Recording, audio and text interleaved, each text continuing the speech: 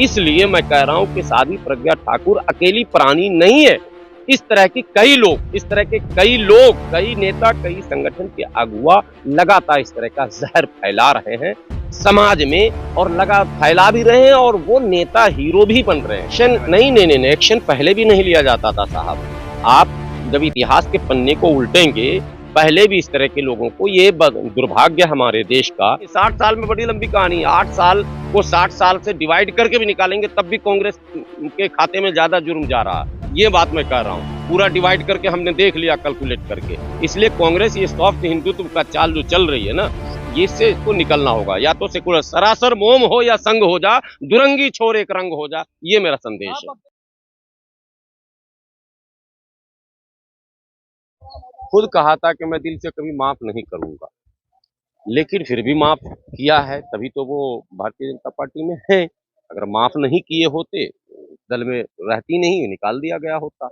भोपाल की जनता ने वोट दे दिया, वो विजयी हुई। अब इसको ईवीएम का मामला कहेंगे, भाजपा का मामला कहेंगे, या जनता की सोच कहेंगे, दोनों मामला है। सोचने का ये है कि जनता के सामने अनेकों विकल्प होने के बावजूद भी यदि इस तरह की प्रत्याशियों को वोट दिया जाता है, तो ये आम जनों के लिए भी चिंता का विषय है कि ऐसे लोगों की संख्या क्या भारत में बढ़ रही है, जो इस तरह की प्रवृत्ति, इस तरह की मानसिकता, इस तरह की सोच रखने वालों को भी वोट दे देते हैं और उसे विजय तक पहुंचा देते हैं। दूसरी बात यह है कि संविधान की पूजा करने की बात कहने वाले हमारे प्रधानमंत्री जी, और संविधान के प्रति आस्था हमेशा प्रकट करने वाले हमारे प्रधानमंत्री जी, ऐसे असंवैधानिक व्यवहार करने वाले सांसदों को अगर झेलते रहेंगे, जिसने एक बार, आपको याद होगा, राष्ट्रपिता के विषय में भी आपत्तिजनक टिप्पणी की। आपको ये भी याद होगा कि हेमंत करकरे के विषय में कहा था कि मेरे शराब से वो कुछ हुआ जो घटना हुआ, जबकि हेमंत करकरे एक बहादुर जवान थे, जो देश में के लिए मतलब लड़ते हुए आतंकवादियों को पकड़ने में दुर्घटनावश उनकी शहादत हुई। तो वैसे जवानों को तो हम लोग सलाम करते हैं, वैसे जवानों को हम लोग श्रद्धांजलि देते हैं, वैसे जवानों को हम लोग याद करते हैं अच्छे नामों से। लेकिन साध्वी प्रज्ञा जी ने कहा था कि हमारी शराब से मतलब उसकी मृत्यु हुई। बहुत सारे ऐसे बयान हैं, एक दो बयान नहीं है कि हम उनको गिनाएं आपको कि उसने छुरी और चाकू क्यों कहा और तलवार क्यों कहा। लेकिन एक बात और आप जानिए, जिस विपक्ष को आप कहते हैं कि 2024 का ये नेतृत्व करता है, यानी कि कांग्रेस, उसके शासनकाल में भी परवीन तोगाड़िया जी ने त्रिशूल बांटा था, खुलेआम गांव-गांव जाकर बांटा जा रहा था। ये परंपरा बहुत पुरानी है, और इसका इलाज भी इत्मीनान से होना था, जो कांग्रेस भी विफल रही उस इलाज में। अब भारतीय जनता पार्टी भी विफल दिख रही है। भारतीय जनता पार्टी को तो आप कहते हैं, हम भी कहते हैं कि उसकी मानसिकता ऐसी है, वो आरएसएस के इशारे पर चलती है, वो तोड़ने वाली है, या कांग्रेस भी आरोप लगा रही है। लेकिन कांग्रेस के शासनकाल में भी जब इस तरह की घटनाएं घटी, तो किस पर आरोप लगाएंगे आप? ये भी एक गंभीर विषय है। देश के लोग जब भाजपा के खिलाफ बोलते हैं, तो कांग्रेस को इतना क्लीन चिट देते हैं जैसे गंगा स्नान करके कांग्रेस जो है वो आ चुकी है। ऐसा नहीं है साहब। कांग्रेस के शासनकाल में जितनी घटनाएं घटी हैं, उसे अगर आप भुला देंगे, तो भारतीय जनता पार्टी को मुजरिम करार नहीं दे पाएंगे। तुलना यदि करेंगे, तुलनात्मक अगर बात करते हैं, तो भाजपा कांग्रेस को दो नजर से आप नहीं देख सकते हैं। आज चक्कू और छुरी रखो या तलवार बांटो अभियान चलाया जा रहा, कल भी त्रिशूल बांटो अभियान चलाया जा रहा था। 1980 के दशक से लगातार मुल्लाओं के दो स्थान, कब्रिस्तान या पाकिस्तान, ये नारे चले हैं, देश में खूब चले हैं, दबा के लगाए गए हैं। सरकारें तब भी थी ना भाई, लोकतंत्र तब भी था, चुनाव तब भी था, वोटिंग तब भी थे, भाषण तब भी थे, नेता तब भी थे। क्यों खामोश रहे? क्यों आपने ऐसा वातावरण बनने दिया? क्यों आपने देश में ऐसा माहौल बनने दिया? कौन है जो इसके पोषक हैं? इस तरह के तत्वों, इस तरह के प्राणियों को आप बल कौन प्रदान करता? केवल भाजपा, केवल आरएसएस, केवल 2014 ना।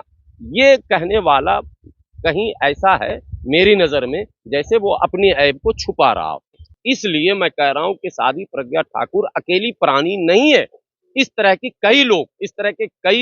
कई नेता, कई संगठन के अगुवा लगातार इस तरह का जहर फैला रहे हैं समाज में, और लगा फैला भी रहे हैं, और वो नेता हीरो भी बन रहे हैं। लेकिन सर, क्या अभी मौजूदा जो दौर चल रहा है, जैसे इन्होंने बयान दिया है, बार-बार देती हैं प्रज्ञा सिंह, तो क्या लगता है कि एक सुनियोजित तरीके से ये किया जा रहा है कि कोई एक्शन नहीं लिया जाता उनके खिलाफ?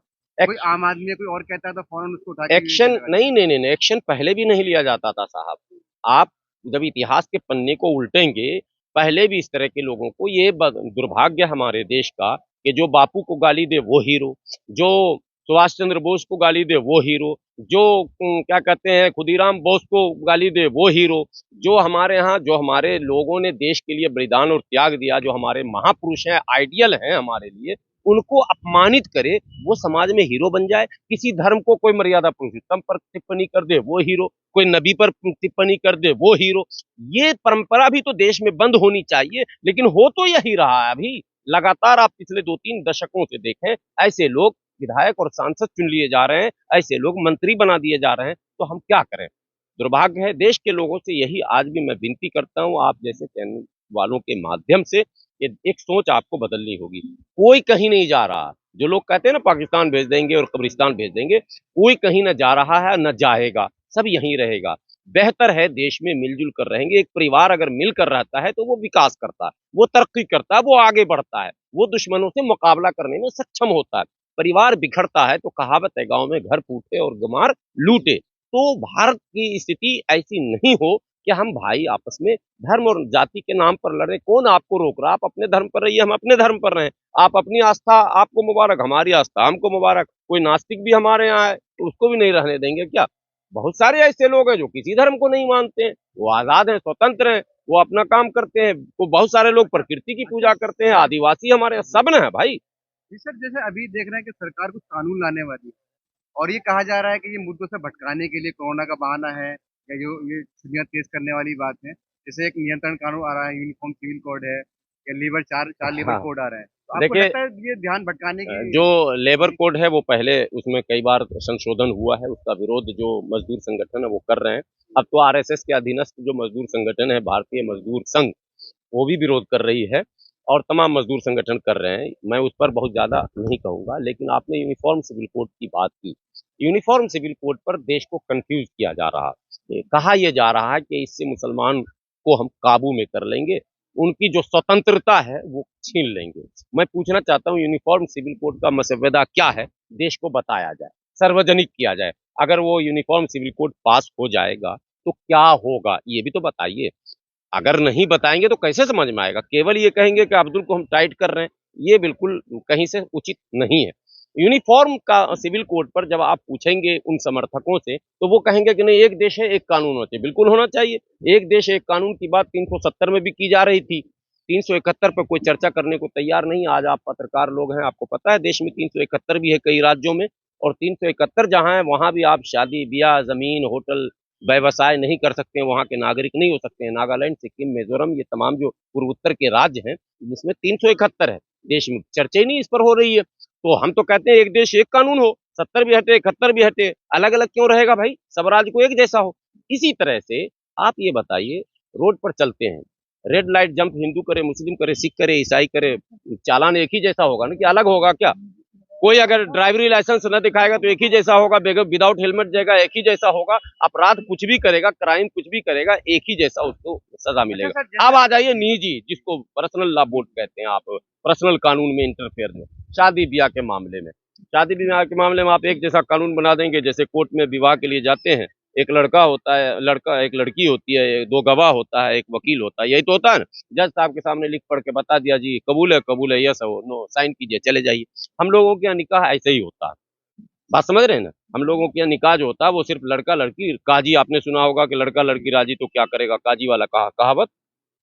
तो यूनिफॉर्म सिविल कोड से तो हिंदू धर्म का नुकसान होगा। अग्नि कहाँ से लाइएगा, 7 फेरे कहाँ से कीजिएगा? एक जैसा कानून चाहिए ना भाई। तो शादी एक तरह की होगी ना, तलाक भी एक तरह का होगा, सारे मामले एक तरह के होंगे। तो सारे मामले जब सबके एक तरह के होंगे तो क्या आप हमको अग्नि के फेरे लगाने के लिए बाध्य करेंगे? या फिर जो कानून भारत का है कि लड़का लड़की और वकील, और यस मुझे पसंद है इतनी ही बात, तो ये तो इस्लाम में पहले से है कि लड़का लड़की और वकील। पूछा आपको कबूल? अपने फिल्मों में आप लोगों ने देखा होगा, ये निकाह आपको कबूल है? बोला हाँ जी कबूल है, हो गया। लेकिन हिंदू धर्म में तो भाई बहुत लंबा, पूरी रात कितने पाठ होंगे, वो फेरे लगेंगे, वरमाला होगा, क्या होगा, नहीं होगा। तो यूनिफॉर्म सिविल कोड तो हिंदू धर्म के खिलाफ है। यूनिफॉर्म सिविल कोड तो यहाँ क्या कहते हैं, सबसे ज्यादा आदिवासियों के खिलाफ है। उनके यहाँ तो और लंबी परंपरा है सरकार उनके। की क्या अब आप आइए, यूनिफॉर्म अगर एक जैसा ही करना चाहते हैं, एक जैसा प्लेट क्यों नहीं कर देते हैं? पूरे देश का खाना एक जैसा कर दीजिए।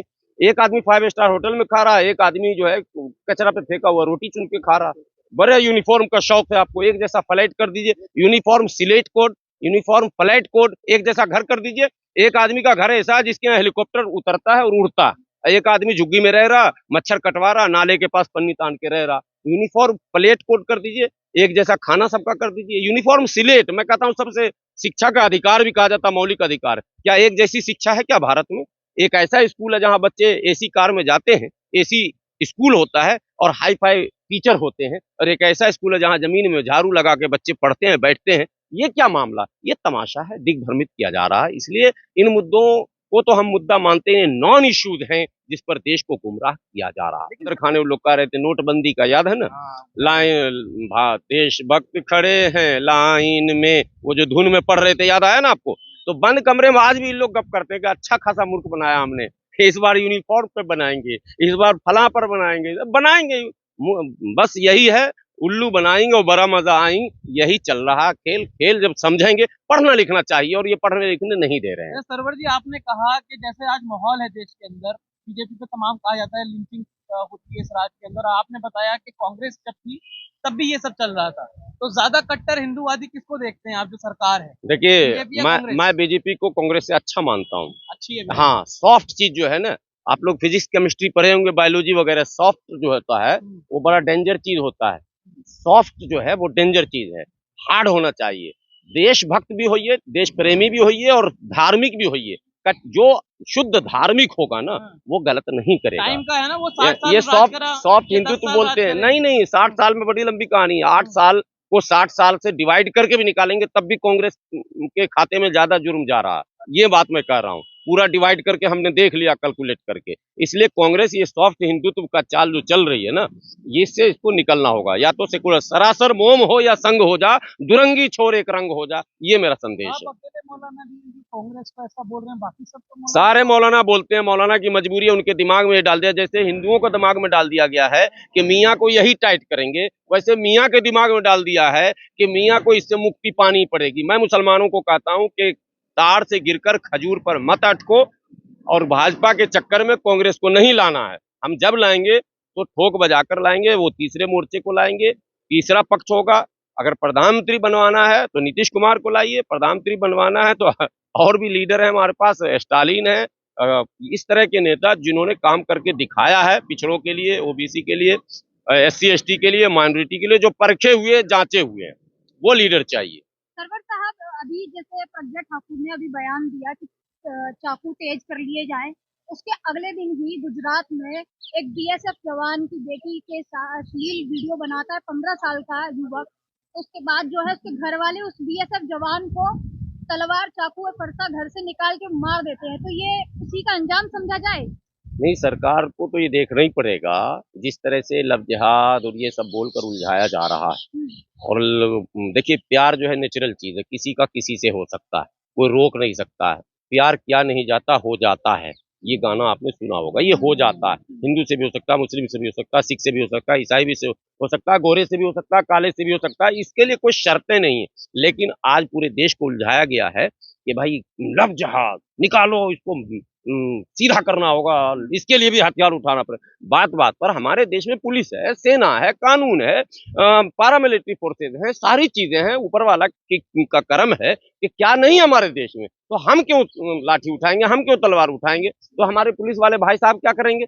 हम ही सब काम करेंगे। उनको लॉ एंड ऑर्डर उनको दिया गया ना ड्यूटी। लोग कहते हैं इस्लामोफोबिया पुलिस और इस तरह के तंत्रों में भी देखा जा रहा है। देखिए, जब राजनेताओं में रहेगा तो राजनेताओं के प्रभाव में तो पुलिस प्रशासन चलती